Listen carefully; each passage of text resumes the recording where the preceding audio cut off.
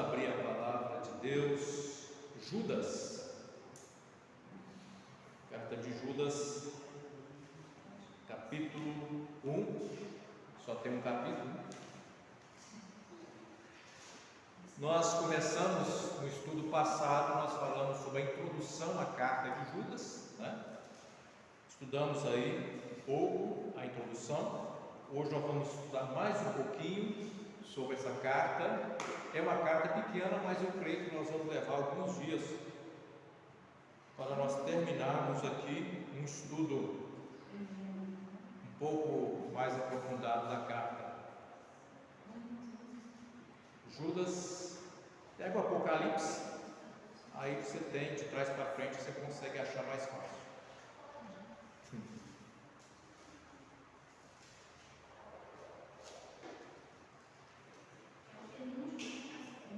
Antes do Apocalipse. Nós vamos ler, amados irmãos,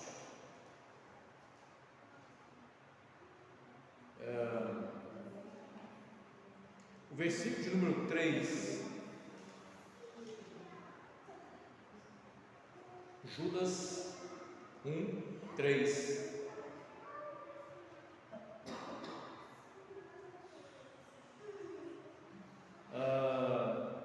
Diz assim: amados, embora planejasse escrever-lhes com todo empenho sobre a salvação que compartilhamos, entendo agora que devo escrever a respeito de outro assunto e insistir que defendam a fé que, de uma vez por todas, foi confiada ao povo santo. Aí a palavra do Senhor. Graças te damos, ó Deus, pela liberdade que temos de estudar a tua santa palavra. Que o teu Espírito nos auxilie na compreensão e na explicação da mesma e também na aceitação, Senhor. Oramos em nome de Jesus. Amém. Meus irmãos, o assunto que nós vamos falar aqui está relacionado ao perigo dos falsos mestres. Esse é o contexto. Judas aqui está escrevendo para a necessidade da igreja batalhar pela fé que foi dada de uma vez por todas ao povo santo. Então, quando ele diz assim, batalhar pela fé que foi dada de uma vez por todas ao povo santo, do que ele está falando? Ele está falando da doutrina cristã, do ensinamento cristão, de tudo aquilo que foi entregue à igreja, o povo santo, à igreja, como ensinamento dado uma vez por todas, para ser vivido em todos os tempos. Ou seja, batalhar pela fé, para preservar a sã doutrina, aquilo que foi dado ao povo santo. Então é justamente por isso que ele fala que é um batalhar pela fé.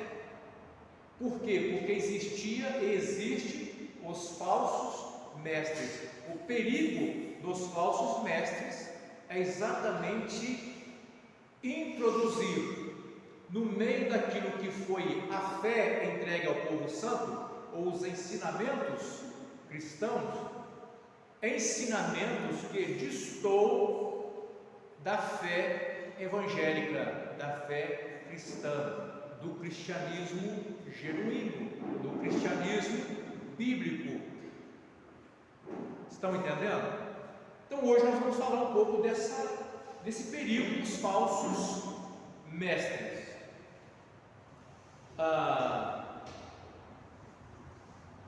Nós vamos ver que esses falsos mestres, segundo aqui o versículo 4, diz assim: porque alguns indivíduos perversos se infiltraram em seu meio sem serem notados. Qual que é o perigo dos falsos mestres? Eles infiltram no meio sem serem notados. Eles se apresentam como cristãos. No entanto, o ensinamento deles não são ensinamentos cristãos. cristãos genuínos.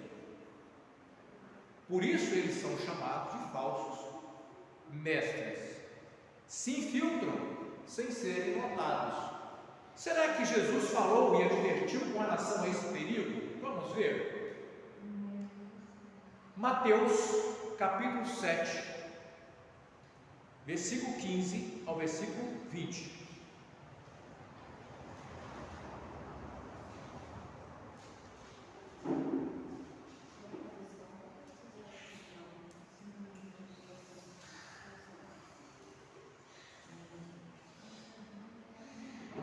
Mateus 7, versículo 15 ao versículo 20.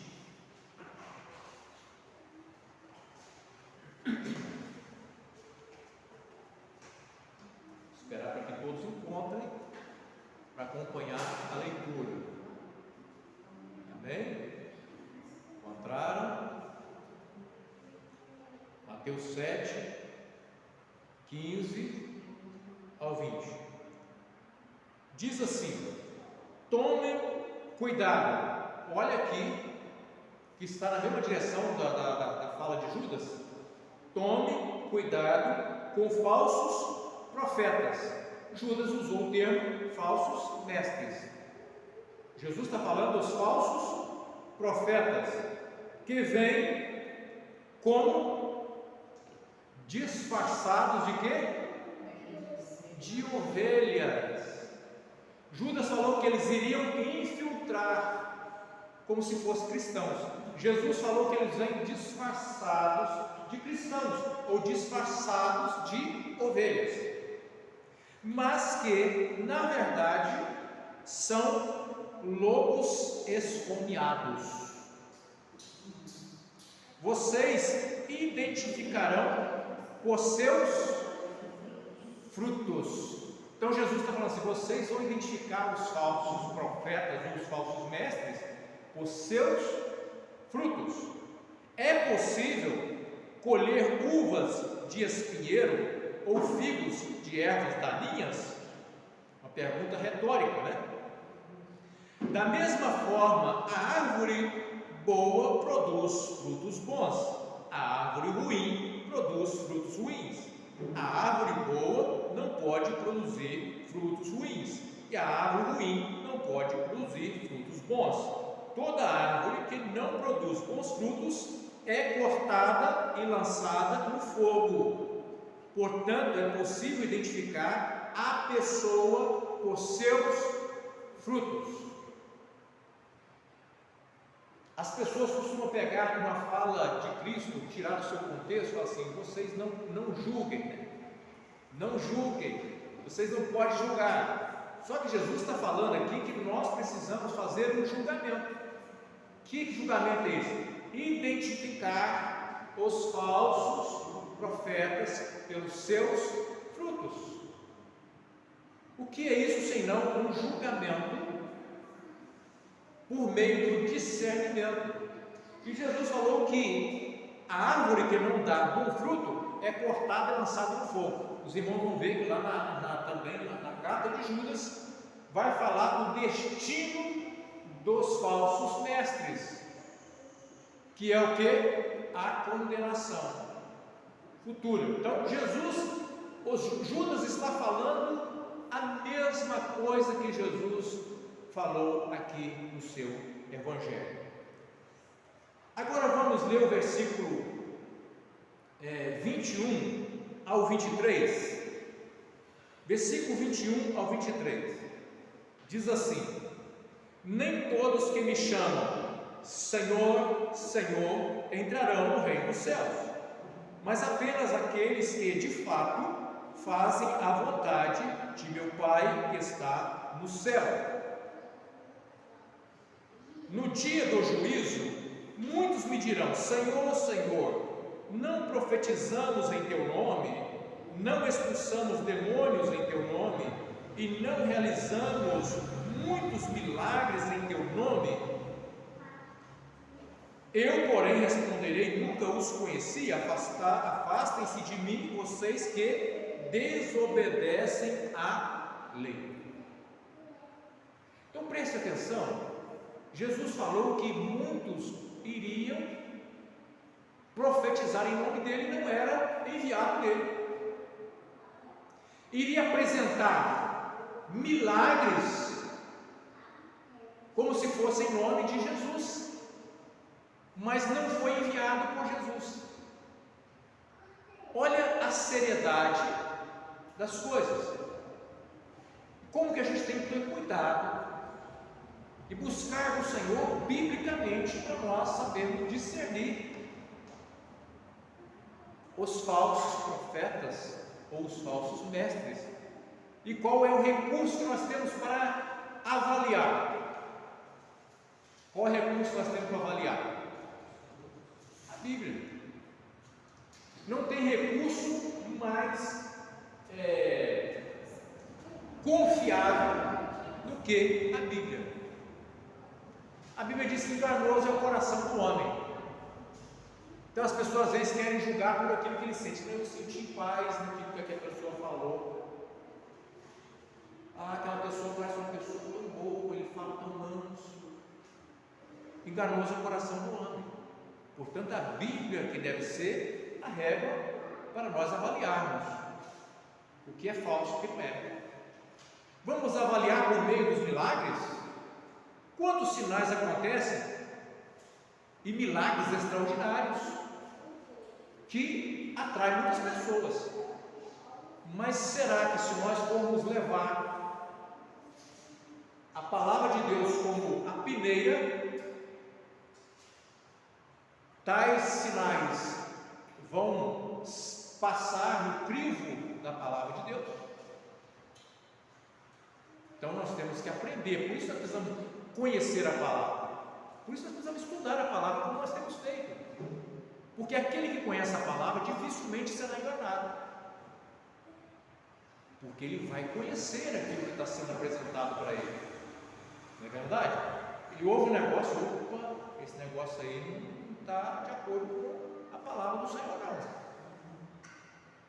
Aí já coloca o pé atrás, dependendo da gravidade daquilo que foi ensinado, ele já coloca os dois pés atrás.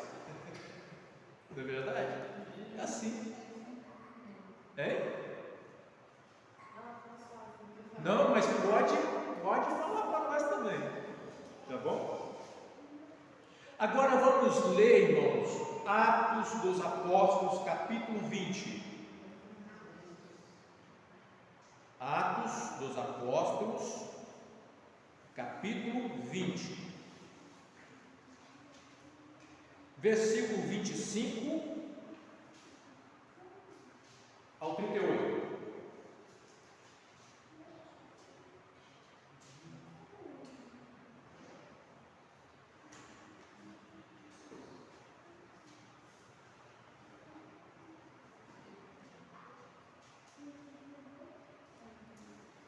O contexto aqui, Paulo, ele está numa reunião com os líderes,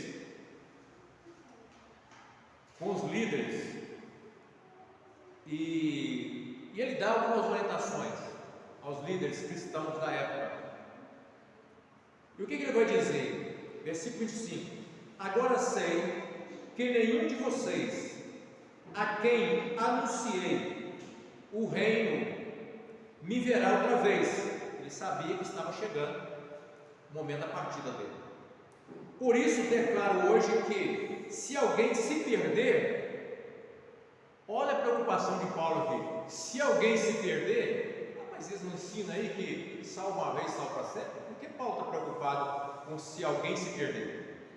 Não será por minha culpa, pois não deixei de anunciar tudo que Deus quer que vocês saibam.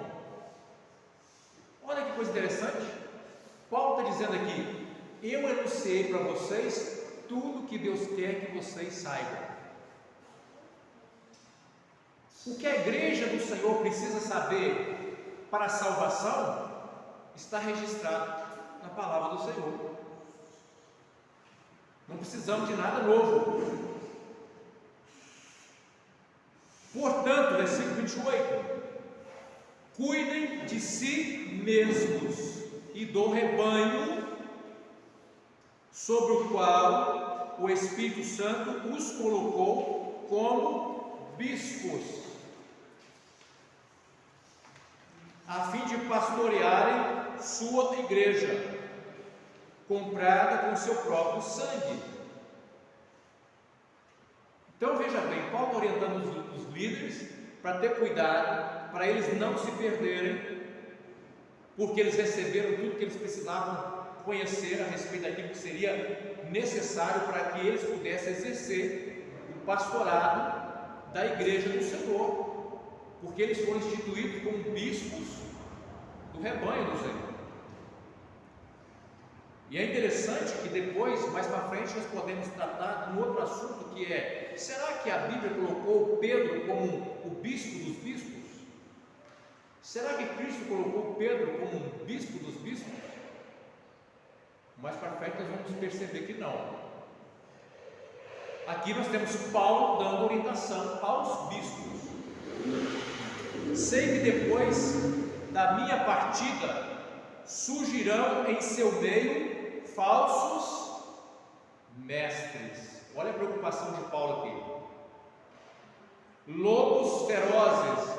Paulo está usando a mesma fala de Judas, falsos mestres, e ao mesmo tempo usando a mesma fala de Cristo, lobos ferozes, que não pouparão o rebanho, até mesmo entre vocês. Olha a seriedade. Até mesmo entre vocês se levantarão homens que distorcerão a verdade a fim de conquistar seguidores. Olha a seriedade da coisa. Paulo está falando assim: até entre vocês, líderes, vai levantar pessoas, bispos, que vão distorcer o ensino a fim de conquistar seguidores, ou seja, atrair seguidores. Eu pergunto aos irmãos: mas não é isso que nós estamos vendo acontecendo nos dias de hoje? As pessoas não estão distorcendo o Evangelho para facilitar o Evangelho, para apresentar alguma coisa atrativa, para atrair as pessoas, para ganhar seguidores. E não exatamente nesse mundo da internet, o que tem de pessoas querendo sempre distorcer os ensinos para trazer um novo ensino, uma novidade que nenhum apóstolo ensinou, com o intuito de dizer assim: olha, eu tive um alcance, uma revelação, uma iluminação que ninguém alcançou, que os apóstolos não alcançaram, para que as pessoas possam ir atrás dessas pessoas. Mas Paulo já tinha alertado com relação a essas coisas e o perigo disso. Portanto, vigiem, lembrem-se dos 3 anos que estive com vocês, de como dia e noite nunca deixei de aconselhar com lágrimas cada um de vocês.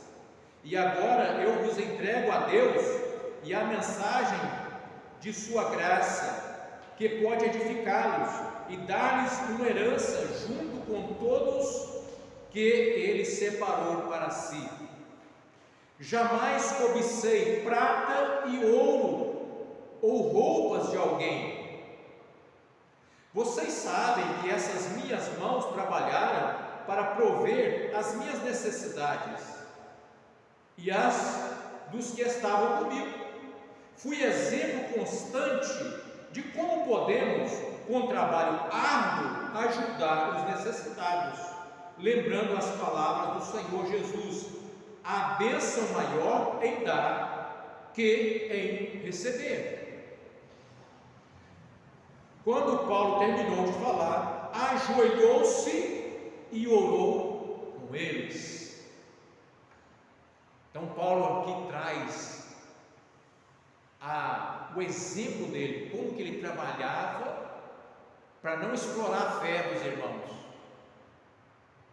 E como nós temos hoje a tristeza de olhar para o Evangelho, e quantas lideranças que sentem orgulhosas de desfilar pelas ruas da cidade com os carros mais caros, dizendo que foi Deus que deu, quando na realidade estão explorando a fé das pessoas, do rebanho. Quando nós olhamos isso, meus irmãos, nós precisamos discernir que tipo de liderança é essa, que tipo de líder são esses, que estão mais preocupados em arrancar dinheiro das pessoas. Não basta ensinar o que a Bíblia ensina sobre a oferta e dízimo. É preciso coagir, é preciso ameaçar, é preciso fazer falsas promessas que Deus nos fez para arrancar dinheiro das pessoas. Não é isso que nós vemos acontecer muitas das vezes? Aqueles que não estão contentando com oferta e dízimo têm que arrancar agora uma primícia. Primícia é coisa do Antigo Testamento, mas eles querem trazer e colocar na igreja. Por quê? Porque a primícia vai arrancar um pouco mais de dinheiro para os líderes corruptos, gananciosos, avarentos. A palavra de Deus, Cristo nos fez avaliar os frutos. Pelos seus frutos conhecereis a árvore. Pelos seus frutos. Então nós vemos aqui que Paulo fala do perigo dos falsos mestres.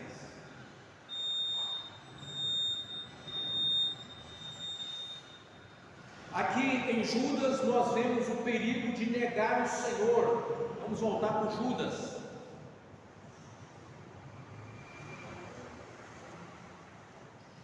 Versículo de número 4, finalzinho do versículo de número 4.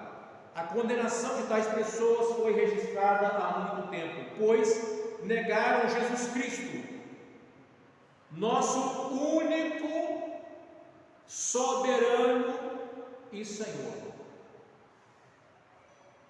O que os falsos mestres negam? A soberania de Cristo, o senhorio de Cristo. O Evangelho apresenta Cristo como o único, soberano Senhor da igreja. Mas os falsos mestres apresentam coisa diferente disso. O que é o senhorio de Cristo? O senhorio de Cristo é o reconhecimento que nós temos de que o Senhor é dono da nossa vida. Nós fomos salvos para fazer não mais a nossa vontade, mas a vontade dele. Ele tem que ser reconhecido como Senhor da nossa vida. Quando nós ajoelhamos, Paulo ajoelhou depois de aconselhar os líderes, para orar com eles. Olha a prática do ajoelhar. Ajoelhou para orar. Porque quando nós ajoelhamos, nós estamos reconhecendo que nós estamos diante do soberano, o nosso soberano Senhor, e que nós estamos rendendo a nossa vida a Ele. Reconhecemos que Ele é o nosso dono, o nosso provedor, e que nós estamos dispostos a fazer a sua vontade. Isso é reconhecer a soberania de Cristo. Reconhecer a soberania de Cristo é deixar que Cristo conduza os nossos passos e nos proteja. e nos proteja em tudo. Agora eu quero que os irmãos abram a carta de Paulo aos Romanos, capítulo 14. Carta de Paulo aos Romanos, capítulo 14, versículo de número 9.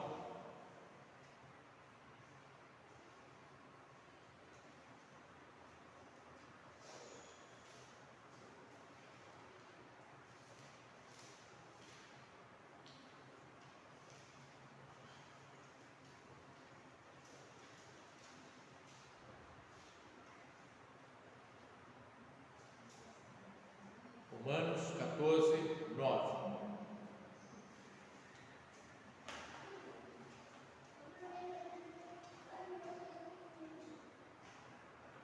Ou melhor, vamos pegar o versículo 8. Melhor, versículo 8. Versículo 8. 9, 8. 14, versículo 8 e 9. Se vivemos,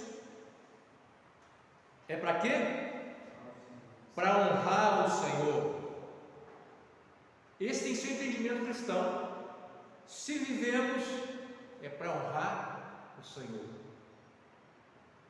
Em tudo. Se morremos, é para quê? Para honrar o Senhor. Portanto, quer vivamos, quer morramos, pertencemos a quem? Ao Senhor. Por isso Cristo morreu e ressuscitou para ser Senhor, tanto dos vivos como dos mortos. É o senhorio de Cristo que tem que ser reconhecido no Evangelho. Agora vamos ver Gálatas, carta de Paulo aos Gálatas, capítulo 4.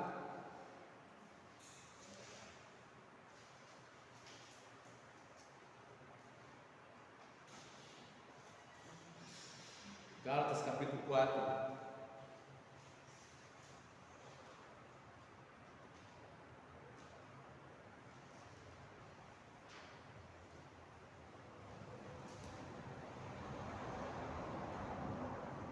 Versículo 4 ao versículo 5.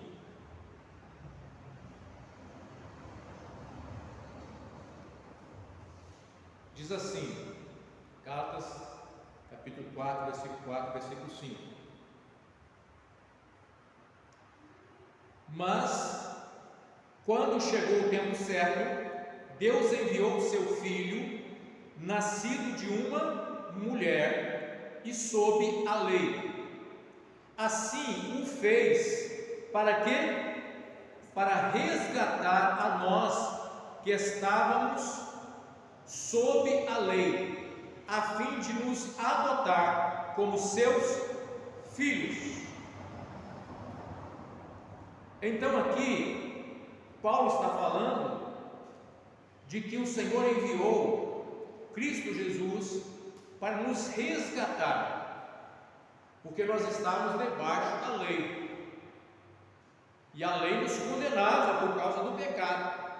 Cristo veio para nos resgatar. E o que Judas falou? Eles iam negar o Senhor, o único soberano Senhor que os resgatou. Nós vemos Paulo falando de soberania de Cristo aos Romanos e falando aqui daquele que Deus enviou para resgatar, nascido de mulher, ou seja, nascido de Maria, nascido de uma virgem. 1 Coríntios 12. 1 Coríntios 12, versículo 4.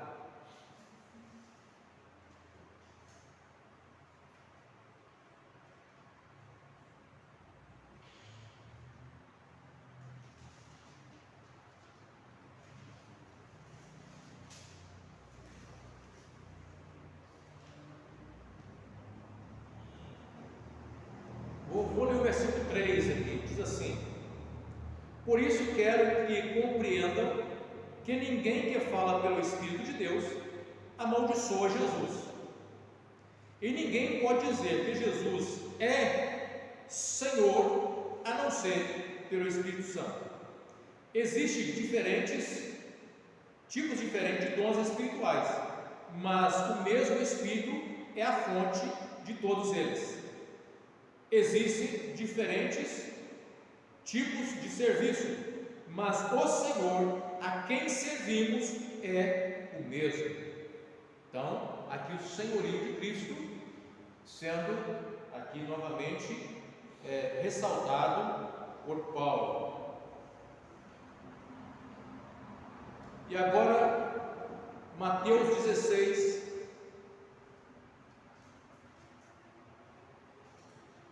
Mateus 16, versículo 16.